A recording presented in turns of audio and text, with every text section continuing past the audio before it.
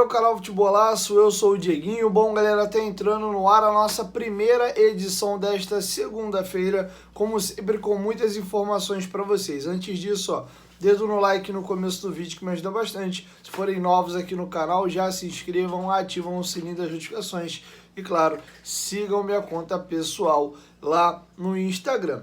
E você que ainda não baixou o aplicativo da OneFootball não sabe o que está perdendo.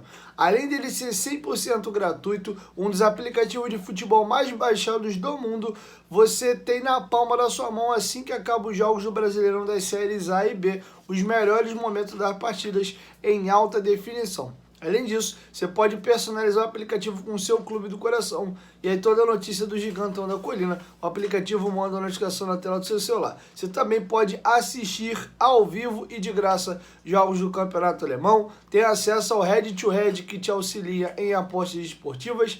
E também você pode acompanhar notícias do futebol brasileiro, europeu e sul-americano, além também de acompanhar classificações de campeonatos, tabelas e também artilharias. O aplicativo é completinho, o melhor de tudo, ele é 100% gratuito. E aquela resenha que eu sempre falo para vocês: baixa o OneFootball, não consegue mais versículo. O link tá aqui, ó, na descrição do vídeo, no primeiro comentário fixado, e tá passando também aí o QR Code. Bom, galera, dito isso, vamos aí trazer novidades e temos coisas importantes a destacar. Primeiro, vamos dar uma passada na rodada. O Vasco, com a rodada, acabou caindo para a vice-lanterna. O Curitiba, surpreendentemente, vem agora de 2 vitórias, chegou a 10 pontos, acordou no campeonato e nos ultrapassou. Temos hoje a mesma pontuação do Lanterna, 9 pontos tem o América Mineiro, sendo que o saldo do América é menos 16, enquanto o nosso é de menos 12. Tá? Vamos à rodada. O Vasco perdeu para o Cruzeiro por 1-0 em casa. O Cuiabá empatou com o Bahia por 1-1. O Corinthians, resultado que foi muito ruim para a gente, venceu o Atlético Mineiro fora de casa. O Curitiba, confronto direto, venceu o América Mineiro por 3-1. Flamengo e Palmeiras 1-1. O Santos venceu o Goiás por 4-3. Para a gente, o melhor dos cenários aí seria um empate, ou até no pior dos cenários, uma vitória do Goiás. Vitória do Santos seria menos ruim do que uma vitória do Goiás. E Fluminense 2, Inter 0, Red Bull Bragantino e São Paulo 0-0. Botafogo, mais líder do que nunca, abriu 10 pontos aí do segundo colocado, 2-0 no Grêmio, lá na Arena do Grêmio. E Fortaleza 1, Atlético Paranaense 0. De baixo para cima, nós temos América Mineiro com 9, Vasco com 9, Curitiba com 10, Goiás 11. Essa é a zona de rebaixamento. Primeiro time fora da zona é o Bahia com 13 e depois Corinthians 15, Cuiabá 16, Santos 16. Olha que situação a gente se enfiou. Já estamos a 7 pontos de Santos e Cuiabá, estamos a 6 pontos do Corinthians e a 4 pontos do primeiro colocado fora da zona, que é o Bahia. Vamos falar de uma notícia importante, porque já é um assunto que a gente precisa entrar agora sobre o próximo jogo do Vasco.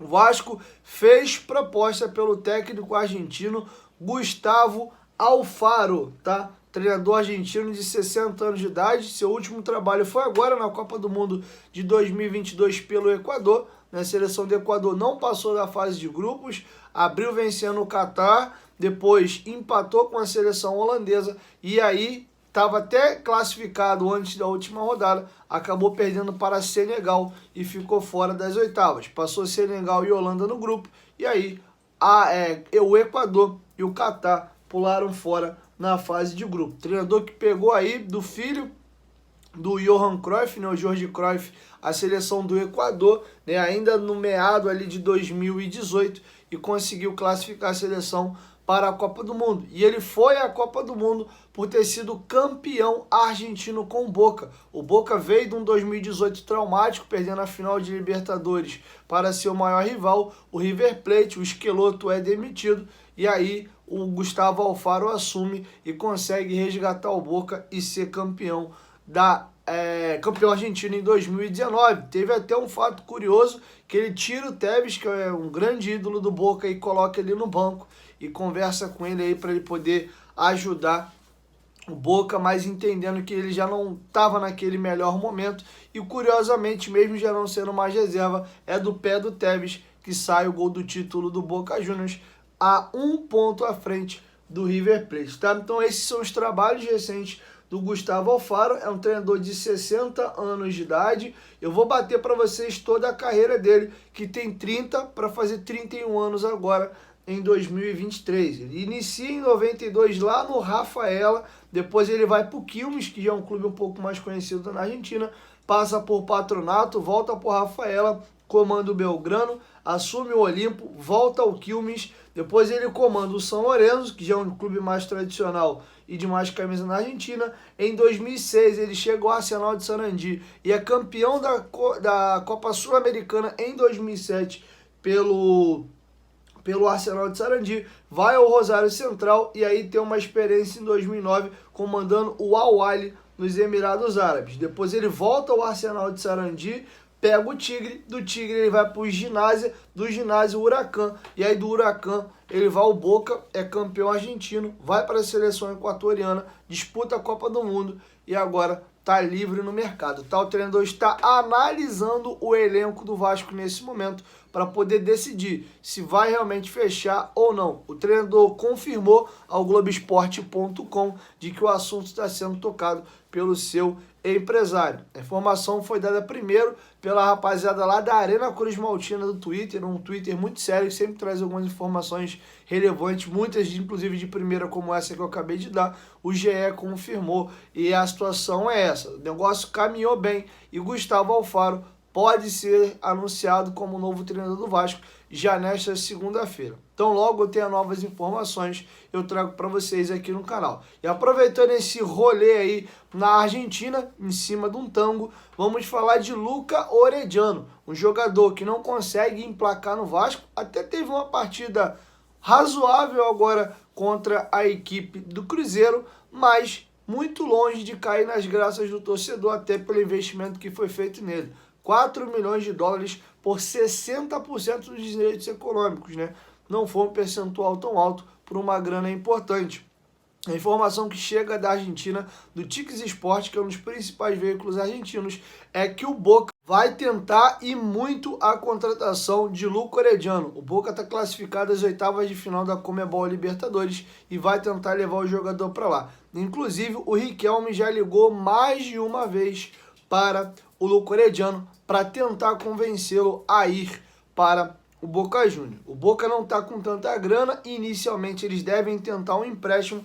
Vamos ver como é que isso bate aqui no Vasco, se o Vasco libera ou não o jogador. E aqui eu vou dar uma pincelada, me sinto confortável para comentar isso porque eu falei isso no meu pós-jogo da derrota para o Cruzeiro.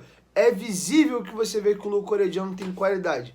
Tá faltando alguma coisa. Eu tenho receio de que o Vasco perca a oportunidade de talvez, pela própria culpa do clube e pelo momento que a gente vive, ver um jogador talentoso que precisava um pouco mais de tempo, um pouco mais de adaptação e acabar perdendo um bom jogador. A gente viu isso com o Dario Conca no Vasco. Nós temos um exemplo recente agora do John Arias no Fluminense. A primeira temporada ele não foi legal, na segunda temporada ele deslanchou e hoje para muitos é até o principal jogador do Fluminense. Mas o grande erro do Vasco, e aqui que é o pulo do gato, não é que a contratação do Luca Orediano tenha sido um erro. Provavelmente, aliás, seguramente eu posso afirmar é que com a grana que o Vasco investiu e para o momento atual do clube, o Luca Orediano não era a melhor opção. Se a gente é um elenco já montado, um time que está tranquilo, e você tem um pouco de paciência para pegar um talento, lapidar e encaixá-lo aos poucos, o Luca Orediano seria muito bem-vindo. Mas o Vasco gastou uma grana importante por um jogador que a gente precisava ter ele pronto para rodar de imediato. E isso não aconteceu com o Luca Orediano. É bom a gente lembrar e voltar um pouquinho atrás de como foi a negociação. Vocês lembram que o Luca Orediano não queria vir? Ele não estava confortável de sair da Argentina. O Luiz Melo viajou, inclusive, para a Argentina. Fizeram um processo muito grande de convencimento para que o atleta pudesse vir. E o que a gente tem de informação de bastidor é que o Luca Orediano tem tido uma dificuldade absurda de se adaptar ao Brasil. Inclusive, ficou muito forte em uma entrevista marcante do Maurício Barbieri sobre o Luca Orediano, numa pergunta até que eu mesmo fiz para ele na coletiva. ele cita de que não é que o Luco Orediano ele tá começando a se soltar, ele era tímido, o Orediano sequer falava. Ele era um jogador completamente mudo. Agora ele até abre um sorriso, começa aos poucos a se soltar com os seus companheiros. Vocês podem buscar aí na coletiva na verdade não foi nem coletiva, foi naquela... Quando o Barbieri ficou incomodado e pediu para fazer uma coletiva, não foi coletiva de pós-jogo, coletiva durante a semana, foi no mesmo dia que eu perguntei a questão do lado mental, dos treinadores, como é que tem sido trabalhar no futebol brasileiro hoje. Eu fiz essas duas perguntas e ele me respondeu isso a respeito do Luco Orediano. Então, enfim, não sei o que o Vasco vai fazer, se ele vai topar a proposta, se o Boca vai vir para dentro casando grana para tentar comprar, mas eu acho que é um jogador que ainda pode ajudar muito o Vasco, só talvez não esteja sendo aproveitado, talvez na melhor posição do que ele pode render nesse momento, ou ele falta um pouquinho mais aí de adaptação e também o sistema de jogo do Vasco acabe muitas das vezes não o favorecendo. Mas tem percebido uma melhora aí no Luco Orediano. Enfim, quero te ouvir, deixa a sua opinião aqui embaixo nos comentários, assim a gente encerra a nossa primeira edição. Até aproveitar, trazer para vocês uma informação, né? Às 7h30 da noite a gente vai estar ao vivo lá no Futebolaço Podcast, recebendo o Euriquinho, que é candidato à presidência às eleições do Vasco. Acredito que a resenha vai ser bem bacana e quem não é inscrito lá no Futebolaço Podcast já se inscreve, beleza? 1, 2, 3, Futebolaço, tamo junto, família. E a qualquer momento, Dieguinho volta, Vasco, tamo junto, valeu, fui.